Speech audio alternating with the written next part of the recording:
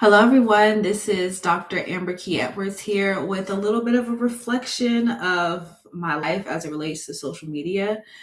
So, let me just get right on started. So, I have a script because I think it's better than to just be rambling and saying and ah. So, let me say something that might sound wild. I realized I was following a lot of people whose lives I don't even want. It's not because they weren't amazing, but it honestly, if there was a wand and a fairy that said, "Hey, you can redo your decisions in life," I still wouldn't make the decisions of the people that I was following. I was following beautiful Black women who were successful, glamorous, inspiring in a lot of ways, traveling the world, experiencing red carpets and brand deals and just doing amazing, cool things in front of the camera, living their lives what seems to be out loud. But and although that is really cool, I did have to sit down and think, okay, well, what am I really getting out of this? Because truly, if I want to have a life similar to this woman, I can. Not now, not immediately, but I can make small little steps and changes so that in the next 10 years, it could look similar. And I was like, no, I don't want that. And I'm like, wow, let's change some things. So in this video, I want to talk about what I've learned about my well-being, my quality of life, my relationships with multimedia, especially social media, because I don't think we talk enough about this. Sometimes the content isn't toxic in a dramatic way. It's just misaligned with who we are, what our values are, what kind of life we're actually trying to build. Um, I'm not even trying to judge anyone, even though I was watching content and engaging in content and for years from content creators that I know for a fact because they said it. If you listen, if you open your ears, that would judge the mess out of me. That would see me and be like, they wouldn't be able to see my full value. And I still was subscribing to them, which is an issue. But anyway, it hit me that I was spending consistent time in a digital world where the dominant lifestyle was full-time entrepreneurship, high mobility, and very few long-term anchors like kids, a mortgage, a marriage. That's very different for me. I'm not a full-time entrepreneur. I'm a full-time employee. Yes, sir. I have a profession. I'm not as mobile. I be staying at my house a lot. And I have lots of anchors. I have a kid, I have a mortgage, I have a husband, I have employment here specifically. So this is a misalignment in that if I don't like those things about my life and I want to change them, so be it. But those are the things in my life that I just named. I wanted that. That's what I wanted. That's why I have it. I want some more things, but I still want to live in that context that I'm in. And so watching and investing in these people that have a completely different context could be entertaining, but to what end? Um, so for me, I'm balancing the professional life, the family life, parenting, being a new homeowner, these things that, the content of flying, twice a month for brand trips is super cool, but like I don't want to do that because I'm not. So anyway, so basically I was feeding myself a constant stream of lifestyles that I myself wouldn't even pick. And so that's when it clicks. Sometimes social media doesn't hurt you by insulting you specifically, but actually I have been insulted through podcasts. But sometimes it hurts you by subtly convincing you that your life is less exciting when really your life is just different. You're not getting that validation. I wasn't getting that validation from social media about the lifestyle choices that I was making. Didn't make me want to change the choices. It's just like, maybe I should change my intake. So anyways, going a step further, what I realized too, I don't know if you guys heard it on social media, by the way, some YouTubers would say, I mean, not YouTubers, but creators would say, make the content. Look, I just made $12,000 this month off of 2 posts, make the content, live out loud.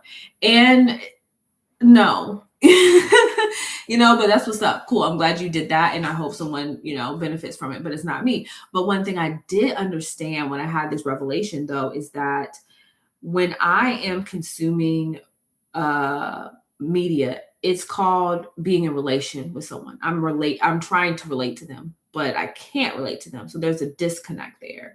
I imagine this world where I was on social media where I could actually connect with people that I relate to, so that I could connect with maybe beautiful Black women that have PhDs and families and maybe works full time and wants to be an entrepreneur. At least a specific, but there's hundreds, not maybe thousands, maybe tens of thousands that could probably fit that description, but I'm too busy wasting my time looking somewhere else. But then also too, with the make the content comment, is that if I find a community of people that I actually relate to, then I'm making content not to be seen, not to get validation, not to potentially get some money, not to get brand deals, not to market a product that I don't even have yet, but to be in relation to whatever, my sister said about blah, blah, blah. And then now I want to make a YouTube video about that in response to what she said. She does something on Instagram. And I'm like, oh yeah. And then I post that on Instagram.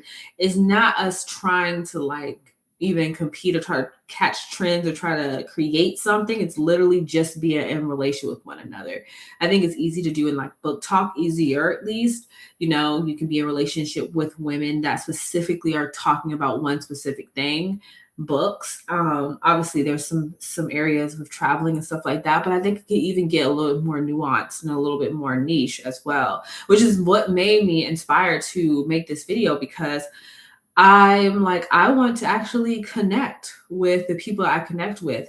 And I know too, I want to start investing in smaller channels. And the issue with smaller channels, also including me, is that we get a little chatty. We don't have the production. I don't have any music in the background.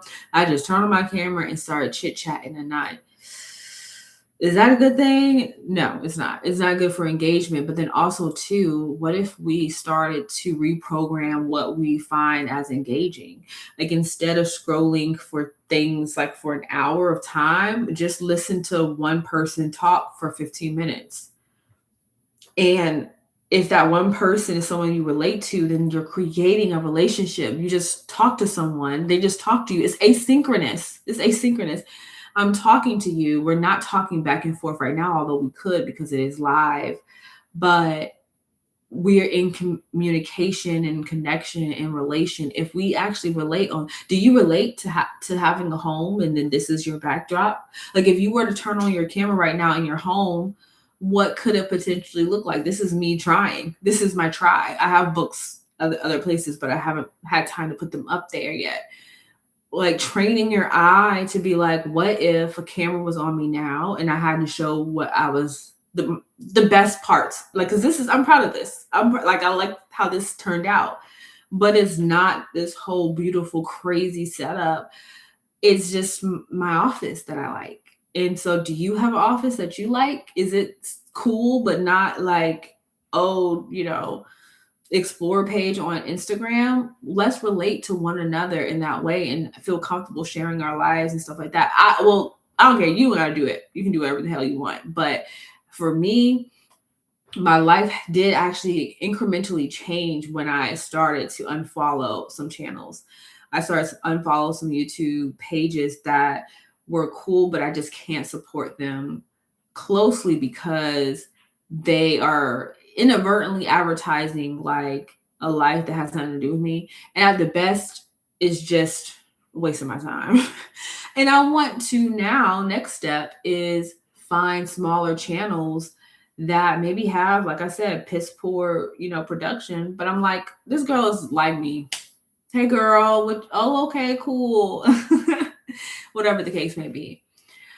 So anyways, I want social media to be a social exchange for me. I got off script. This is why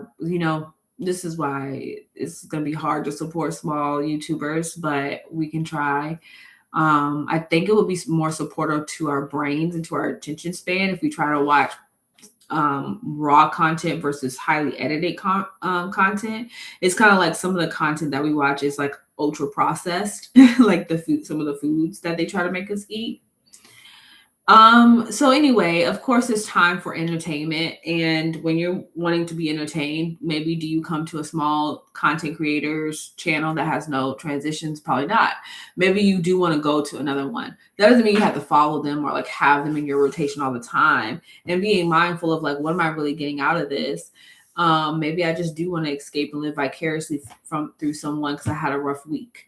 And that's just what I want to do. And I want to fantasize about a completely alternative life because my life is tripping. And then let's set a timer. Let's do that with intention. And then once the timer goes off, maybe journal what we thought, what we found, and move the hell on and not be caught into certain things that are just not rewarding. I hope this was helpful. I'll keep making stuff so I can be in community with other smaller creators, and that other smaller people creators or people that want to change could find me, and then we could, do a little something. So thanks for watching. See you next time. Bye.